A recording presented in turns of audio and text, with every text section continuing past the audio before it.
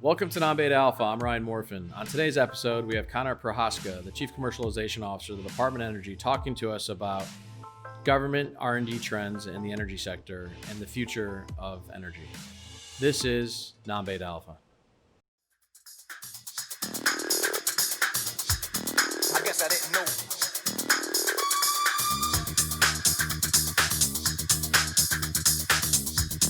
I guess I didn't know.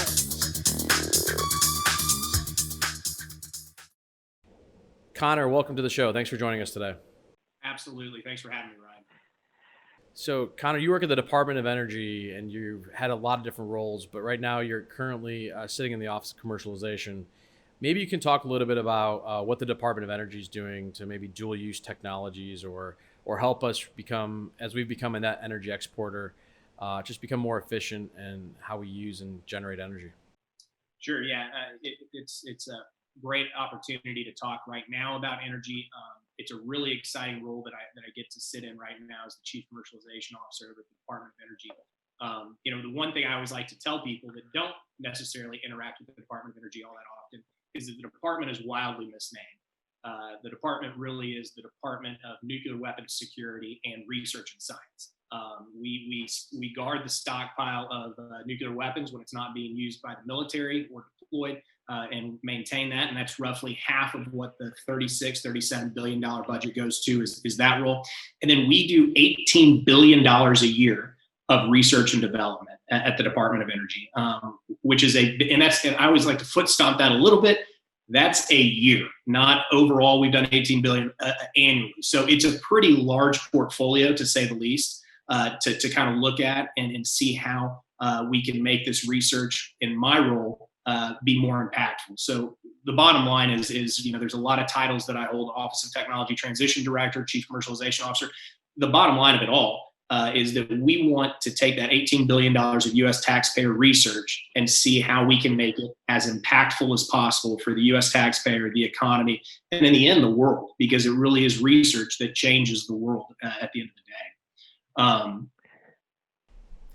Yeah, and so, it's interesting. So we're big investors in the oil and gas markets. All of our viewers have allocations in oil and gas. And, with the fracking technology that's kind of been the boom over the last decade or so, can you maybe just touch a little bit about kind of what you see going on in the supply demand or the demand destruction, the supply war between Russia and Saudi Arabia? How is that changing the economic calculus for R&D in the future, because oil price or energy is cheap? Yeah, and this is something that I worry about once again in that research and development world, which is it's real tough, and it's a tough sell to some of the players in the particular oil and gas space to say in this type of market that you should be putting more money towards your research and development arm, which a lot see as an ancillary or secondary expense. It's not, by the way. We wouldn't be in this position if these companies didn't invest in the research. The reason we are a net exporter of energy here in the United States now, and I always like to remind people as well, when Jimmy Carter in 1977 created the Department of Energy, it was because there were gas lines and odd and even license plates got gas on different day, and there wasn't enough energy in this world to keep this puppy humming. Now we sit here 40 plus years later, 50 years later, and we're looking at being a net exporter. And another point in the whole market, and we're in a great spot right now as far as where we are as in a geopolitical world. If you recall, Iran was doing some stuff in the Straits a few months ago, 6 months ago, if you will. And I remember when I was a naval intelligence officer, if that had occurred, everything would have gone up in smoke. There would have been alarms everywhere. People would be deploying. It would be a disaster for our energy security. When it happened a few months ago, you didn't see much happen in the market. You didn't see much happen militarily or diplomatically. We wanted to ease the situation, obviously, but it wasn't our lifeline anymore. And so the research that was done and has been done over the past 50 years by the government and the private sector, I can't say that enough. The private sector deployment and research of the basic science that comes out of the government can never be undervalued. And I really worry and hope this isn't true that we lose a decade. I don't want us to lose a decade because of this current crisis and because of this. It would be kind of short-sighted, I think. But like I said, the reality of the market is research doesn't always is not always directly attached to the bottom line here and today. And so it is something that's troublesome when it comes to the research world. Yeah, and so there's, technology has looked at, like oil and gas, for instance, like the fracking, and it's been primarily done here in the U.S., not globally. But so there seems to be a lot of more efficient ways to extract oil. That was probably technology that was generated from R&D from DOE in the last 20 to 30 years. What's your view on, now that energy prices are falling, do renewable projects still make sense? And what is the strategic mindset for the country? Should we continue to start developing those, geothermal, solar, wave, wind infrastructure assets? Are those critical parts of the energy portfolio? Yes. The short answer is yes. But we need to also take this opportunity, and the administration is taking this opportunity, the White House and the Strategic Petroleum Reserve is taking this opportunity to also shore up our baseload power ability and our storage ability, because this is a great opportunity to do that. And we want to make sure we're finding the ways to best service the country when we do this. One of the things that I always talk about is when we talk about renewables, when we talk about next generation energy production, how we're going to move into a cleaner world, a lot of that is understanding that we have the luxury, and it's also a problem in this country, of having very efficient, reliable, resilient power. The lights don't go off every third day like they do in some countries. So we're trying to rebuild a very reliable system. And the analogy I always use is we're trying to rebuild an airplane while we're still flying it. And we're rebuilding this system. We have to make sure that it's still safe, reliable, and clean and safe. And so those are things that we need to consider. So right now, it is a great opportunity to shore up our baseload, to shore up our traditional power sources and make sure that we're in a good spot for that, because that will enable us to have that solid foundation. Just like anything, when you build something, you want to have a solid foundation to go try new and different things in the wind, the solar, geothermal, everything you just named. We are an all the above approach. We're doing research in all the above. You can't find an energy technology out there that the Department of Energy is not still looking into. Carbon capture. I tell you that I think everybody thinks, the real key to the next steps in any kind of renewable energy deployment is storage, which is a huge thing that we want to keep going forward and are going forward. Point to the $30 million DAYS project at the Advanced Research Projects Agency that came out a few months ago, or right now the department is working on what's called the Energy Storage Grand Challenge, which is taking disparate efforts across the department, because like any big organization with tens of thousands of researchers and billions of dollars, there's a lot of silos of excellence that we want to merge together to make sure that we can use all the power of the department to unlock what we think is important in energy storage, for instance. And so storage typically means batteries. What is the future of that storage? How is that sector trending? Are there, you think, huge advances coming that are going to make, some of these Teslas, run farther and faster? Just curious where you see the future over the horizon. Yeah, I think those are, to use your point, to make your Tesla move and go further. That's one part. But if we stay on electric vehicles, for instance, it's not even just going further, but where's the infrastructure that helps you do that, right? I mean, are you able to travel cross country on your Tesla right now? Depends on where you go and how you map that out. But you still have to map that out, basically. And so there's an infrastructure play there as well. And I take it a step above that. And what we are really thinking about and concentrating on is, yes, we do want to get longer battery life. I always put in the plug that, last year's Nobel Prize winners for lithium ion batteries, most of those researchers were significantly funded by the Department of Energy decades ago. And that's where we got lithium ion battery technology from, doing the basic research at the department. So we want to keep doing that, and we're going to. But let's talk about grid size storage. Let's talk about hydro. Let's talk about flow storage. Let's talk about the things that can really help us at a grid level have more efficient storage and work harder. When you look at my home state of Texas, we have more wind in Texas than a lot of places in the world. And I think, the old saying was, and I don't know how true it is today, but it had been in the past, that over the past decade or so, the state of Texas created more wind power than all but 5 countries in the world. That's a lot of wind power. But we couldn't fully utilize it because of storage. And so what do we need to do to unlock that type of power? That's really what we want to look at, the big levels. Now, that being said, we have programs like Beyond Lithium Ion. That's the name of the program that we're working on to get to the next generation of batteries, to get to the next generation of technologies. Those are very important to us as well. But when we're talking about energy in particular and the energy markets, we want to talk about grid-size storage and what we can do. Well, and one trend we hear a lot about in the news is that rare earth minerals are a critical input, and they've been gobbled up by foreign countries. Do you guys look at that as a kind of supply chain risk for future R&D, or how do you guys look at the rare earth mining opportunities? We take that very seriously.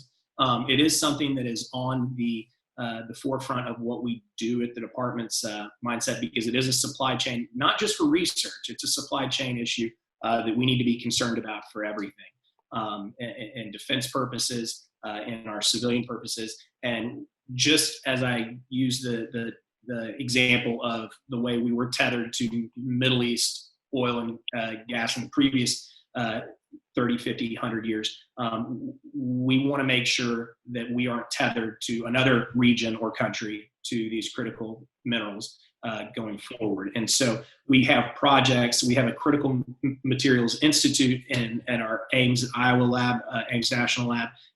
We have projects, once again, across the complex working on this, but we also work with our colleagues in the interagencies to see how we can use different tactics, different ways to safely and cleanly and environmentally get critical minerals, because that is part of the reason, right? I mean, we have different standards here in the United States that we want to uphold as far as human safety and environmental safety, that we are not willing to cross some of these lines to get these very important minerals where other countries are. And so we need to balance that out. Well, back to the batteries though. So, and not less batteries, but more storage. So grid level storage. What are these facilities? Like, how do you store, grid level? Like, what is it? It's not a battery. Maybe it is a battery, or is it just another way of transmission more efficiently? Like, how do you look at that? I guess haven't wrapped my mind around what is grid level storage. Sure. I mean, it could be hydro and flow storage. Some people would say the biggest battery in the country is in the mountains of West Virginia between 2 lakes that, you use less power during one point to move water back up and then flow it back. And so how can we do that? And I'd say that when we talk about energy storage and security and reliability, there's one big piece that we need to address here in the country. And the president and the secretary are doing that right now, which is our nuclear capabilities here in this country. We do not see the ability for us to get to a carbon-free, near carbon neutral, anything like that, or any of the goals that people want to accomplish without nuclear. We need it. And right now, the nuclear industry in the United States is happily, I'm happy to report to say, is getting back on its feet, but we need to continue to do that. And I'd also address that part of the reason we want to be not just players here in the United States, but internationally in the nuclear field is because of the same things I talked about with critical minerals. We have standards. We have the gold standard, for that matter, of safety, of reliability. You want a U.S. power plant, nuclear power plant, because of those things. You will pay a premium because of those things for your country. And so we want to be players in that. That's an industry that we need to concentrate on here in the United States. It's a difficult industry, no doubt about it, but it's strategically important, environmentally important, and we're all in on that. Another area I would say that has a lot of the same issues when it comes to kind of whether it's public persona or even some safety issues or environmental issues, that is hydropower. Our hydropower infrastructure in this country is old. And what do we need to do to make sure that that can be safe, clean, reliable going forward as well? A few years ago, we looked at investing in some hydro in New Jersey, actually. And I didn't realize that they're still producing hydro facilities in New Jersey that were built in the 1930s. And so this has long staying power, but I think some of those turbines have not been put back onto the grid. And so as you're talking about grid level reliability and increasing capacity, what are your thoughts about microgrids and kind of the fragmented nature of distributed power like that? Is that a strategic plus, or do you think it's better to have it more kind of pulled in and more centralized control on the future of kind of grid technology? Well, you kind of get into another topic here that's important to think about when we talk about microgrids or macro. Should it be centralized? Should it not? And that's cybersecurity. When you start breaking this apart, there's two issues. One, can you convince utilities? Can you convince companies to go in if they can't build at scale? If you're building at a bunch of things as opposed to just one big thing, okay, there's an argument there and there's a business model. It's just different. And that really I would put up to probably that's a business decision that people need to make. What is not a business decision is cybersecurity. We need to make sure, and the Department of Energy is the SSA, or sector specific agency for grid cybersecurity. So that is the responsibility.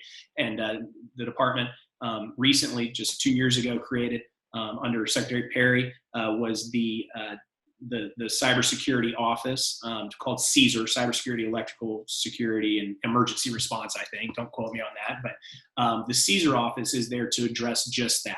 How can we maintain and focus on that? So when you break it up into microgrids, that's one of the things that you need to understand, and people do understand, I think, that you're also creating a lot more vulnerabilities and a lot more opportunities for something bad to happen. And people are saying that there has been maybe an uptick in cyber events globally.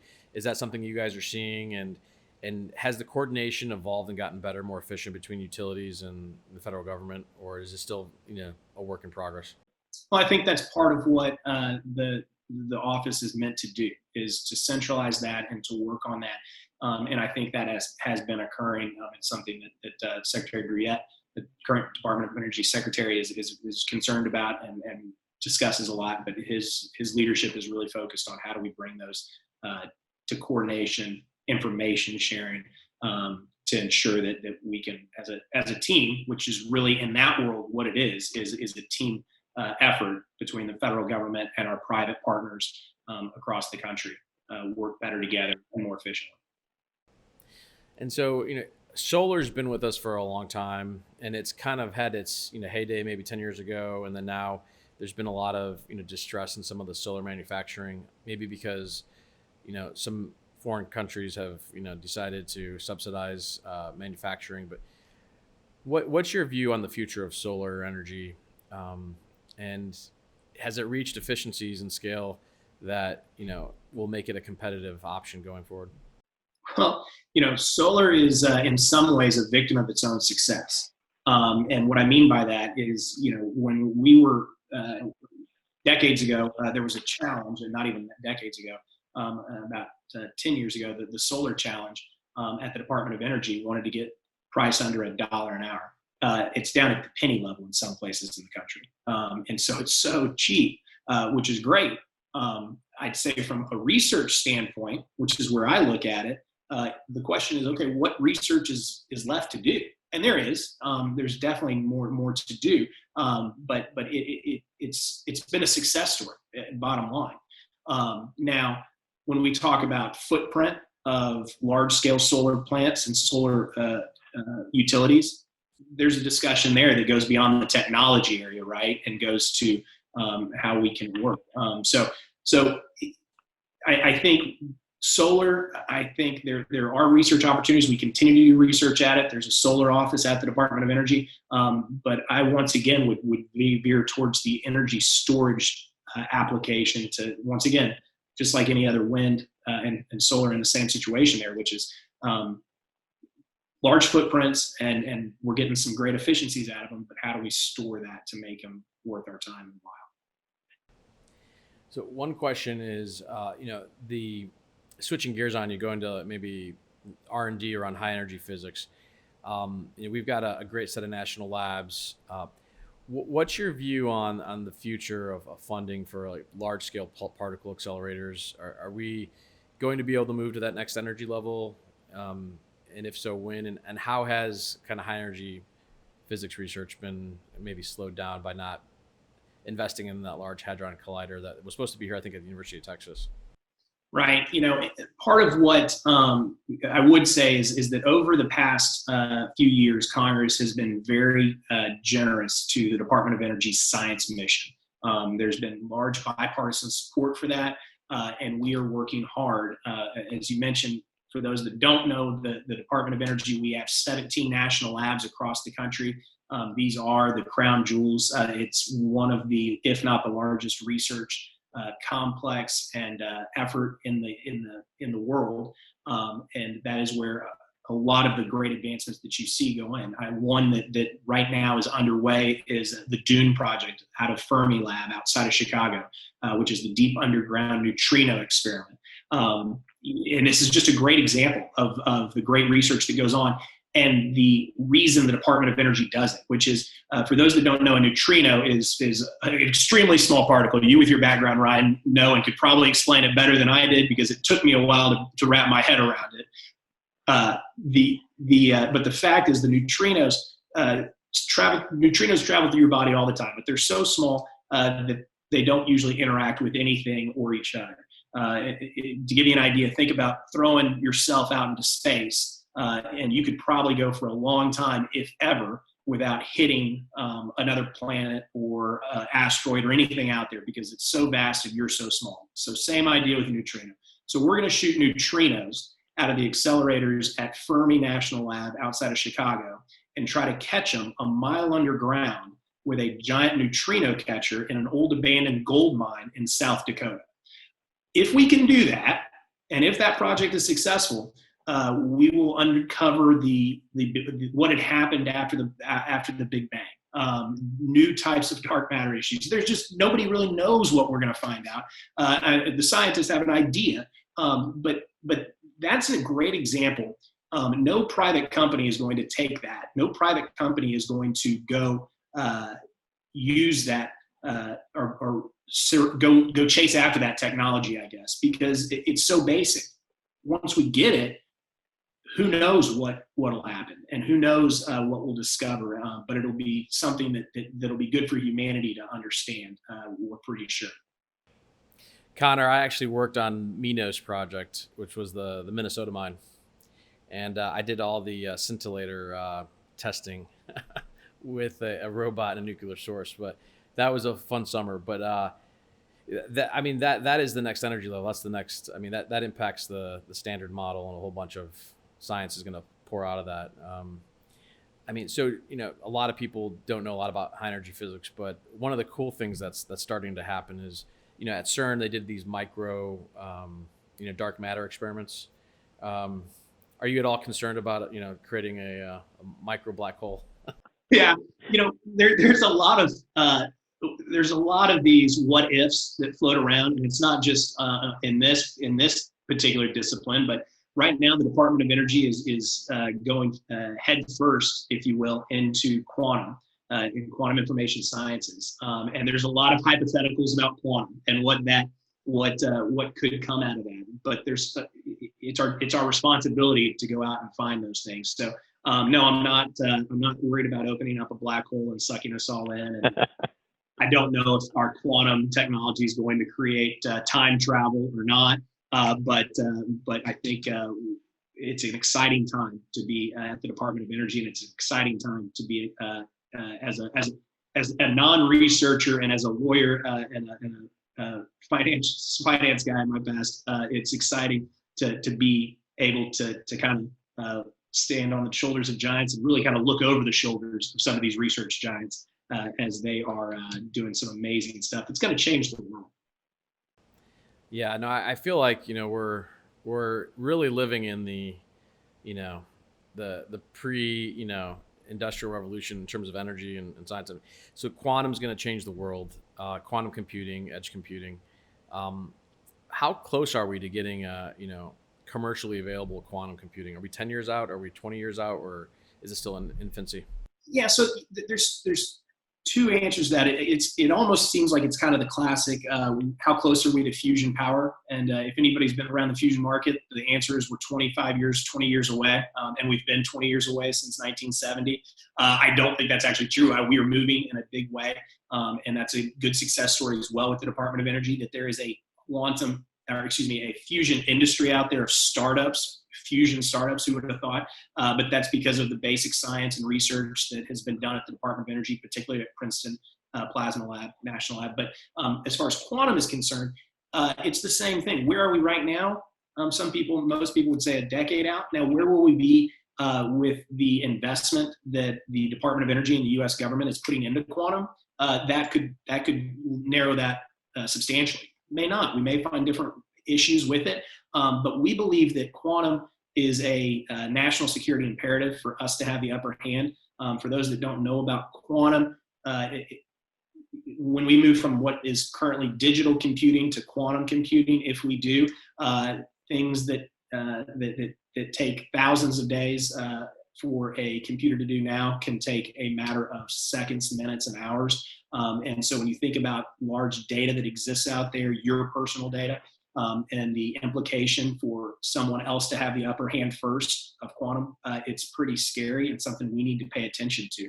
And we plan on doing that. And I'd say what's also unique about the quantum industry, and when I say that, there is a quantum industry. What's interesting about that is the industry is happening simultaneously with the research. And what I mean by that is when the internet was created by DARPA, it started with a few nodes at some universities, and then kind of slowly grew as a research network. But it took decades for the commercial industry to realize, hey, this is some great stuff. We can use this for a lot of great things. This is a great tool.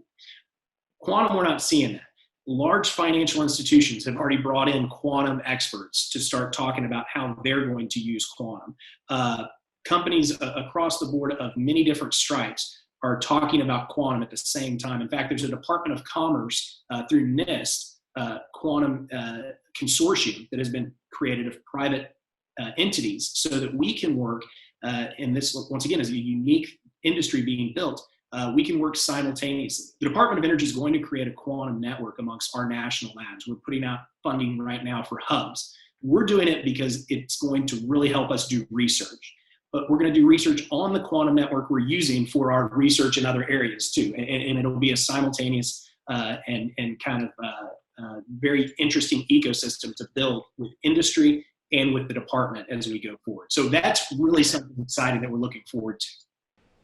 And a lot of our viewers, I don't know. So we're talking about quantum computing, and we're talking about the fact that computing power is so robust that it could really break encryption keys. And so when I talk to people who are talking about Bitcoin and this and that, I'm like, well, those keys can be broken if you have a quantum computer. And that's probably the worst question you could ask somebody, an entrepreneur in Bitcoin or in some of these blockchain technologies, is how are you going to solve for that? And a huge national security implication, huge commercial implication, because if you don't have a quantum encryption program, anybody who does, whether it's a nation state or a bad actor, can really get into any of your firewalls and your systems.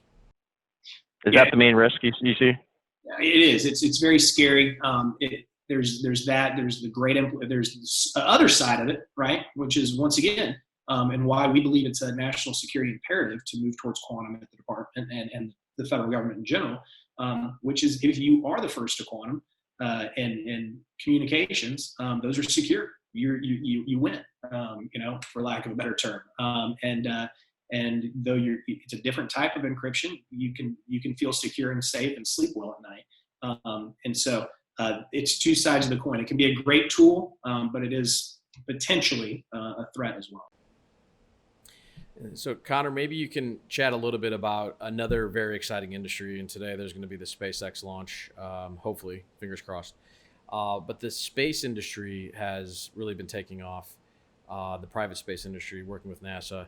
I know Department of Energy has a role in that. And can you maybe explain what parts of the industry you guys are focused on, working on R&D or working on creating some infrastructure for?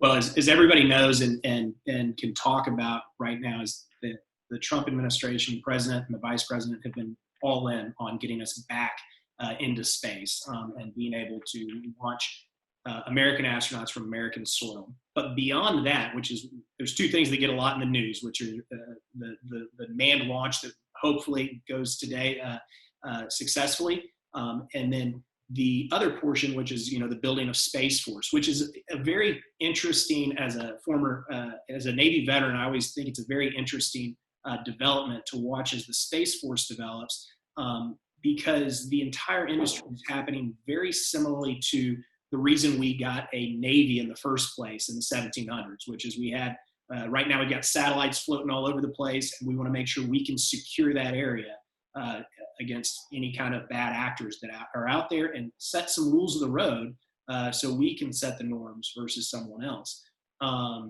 That was exactly the thought behind our ships started getting raided in the Mediterranean by the Barbary pirates, and Congress said we need to protect them and we need to set some rules of the road. And so it's a very interesting evolution to see this all kind of happening again, very similarly to the history of the Navy. That being said, the third part that people don't talk about, they talk about manned space flight and they talk about our Space Force creation, is the emergence of the commercial space industry. This is an entire industry that's being built, companies that are being created. The launch is a great example, right? Everybody knows it's SpaceX and a private company that's in collaboration with NASA. But that commercial space industry is a really exciting place. And people don't normally think that the Department of Energy is a big player in that. The department, Secretary Brouillette sits on the Space Council, which is chaired by the Vice President with a number of other cabinet secretaries and military individuals and leaders. But the reason we are is because of the vast amount of research we do. So we've done radioisotope thermal generators, RTGs, at Idaho National Lab, which is our civilian nuclear lab. We've done those for 40, 50 years. Those are still on Voyager rockets, or Voyager satellites that are out in space right now. That's the normal way that people think about the Department of Energy interacting with the space industry. But we also can do health sciences. We can run data through our supercomputers. The Department of Energy owns 4 of the 10 fastest computers in the world at last check, and the 2 fastest, I think. We can do material science. We can do hardening, radioactive hardening that we do to protect our nuclear weapons and our researchers. There's just some solar panels.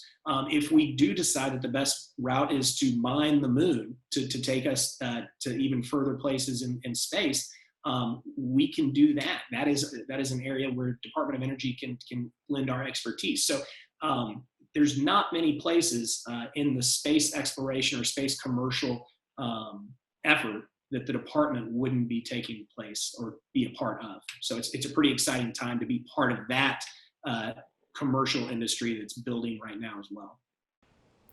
And so there's a lot of focus right now on rockets and engines, new generation of propulsion systems. And one question is just kind of where are we with development of plasma fusion engines, and what is the focus of the private space industry's R&D, do you think, to get that propulsion to maybe go to Mars or have interplanetary travel? Yeah, so the term that is used a lot is that we want to go to Mars and back on 1 tank of gas, and that includes getting more into fusion and fission and what we can do. So there are some great, as I mentioned, companies and startups that are being built for tens of millions of dollars, not hundreds of millions of dollars, that are looking into this. And so it's a pretty exciting time and place to be doing that.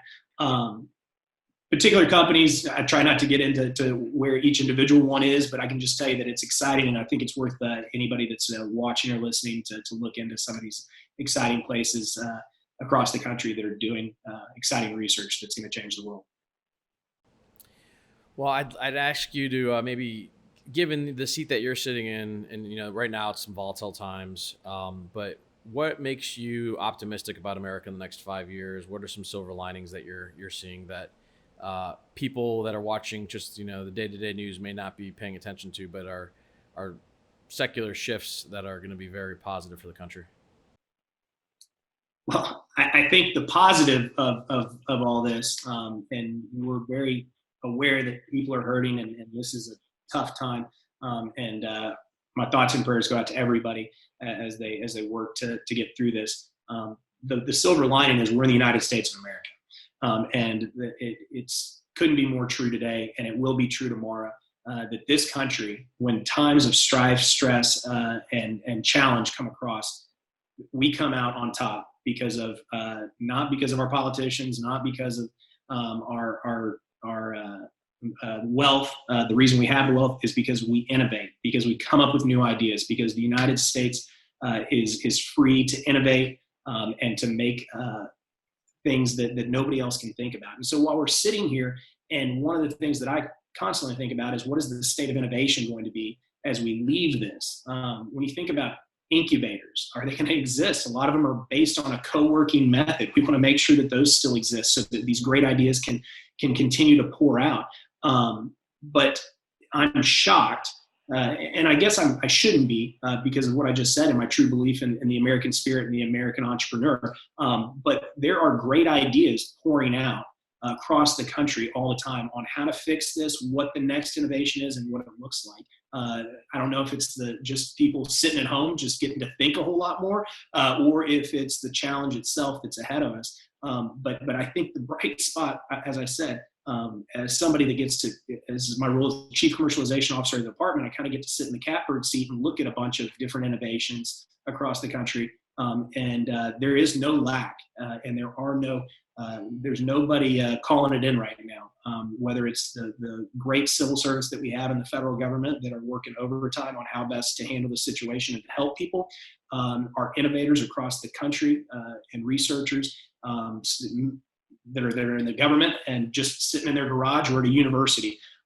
People are working overtime, and there's going to be some amazing things that come out of the United States. I'd also say that I think we'll come out stronger. I think there's going to be a reevaluation of what is the business proposition and the value proposition of building, making, and doing business here in the United States, and employing the American spirit versus maybe someplace else in the world. And so, Conner, are there any books you're reading that have really intrigued you over the last 12 months or anything you're reading now that you'd like to share with our viewers? Yeah, so a couple things that I've gotten a chance to kind of sit back and there's one that's more kind of business-like, and there's one that I'm just kind of doing for fun. Which the fun one is kind of connecting back to American history and reading right now actually Sam Houston and the Alamo by Brian Kilmeade, which I think is just a great series. It's fun. It makes history kind of easy to read and tells you some great stories that you don't always know about. There's a whole series out there that I really enjoy. And being a Texan, I'm excited about the Sam Houston one. And then right now I'm actually rereading A Passion for Leadership by Dr. Gates, or Robert Gates. I call him Dr. Gates because I knew him as president of Texas A&M back in the day. But Robert Gates, he has a couple great books out there. And the one I'm reading right now, like I said, is Passion for Leadership. It really is potent right now because it talks a lot about how to effectuate change, specifically in the federal government, and how to work through the bureaucracy that is the federal government. But it applies to any large institution, any large group. And the real challenge is it's a very relatable book for someone currently sitting in a leadership position in the government. Well, fantastic. Well, Conner, thanks so much for joining us on a weekend. We appreciate your time and your insights. would love to have you back in the coming months ahead and just to connect back. I know it's a very dynamic time and a lot of positive things going on in the energy industry. So thank you so much for being on the show. Ryan, thank you for having me. And as I said, hope everybody stays safe and looks forward to being out on the other side of the current COVID issue. But we're going to be in a brighter and greater America and world when it's all said and done. Thanks for having me. Thank you. Thanks for watching Non-Beta Alpha. And before we go, please remember to subscribe and leave us a review on our Apple podcast or our YouTube channel. This is Non-Beta Alpha. And now you know.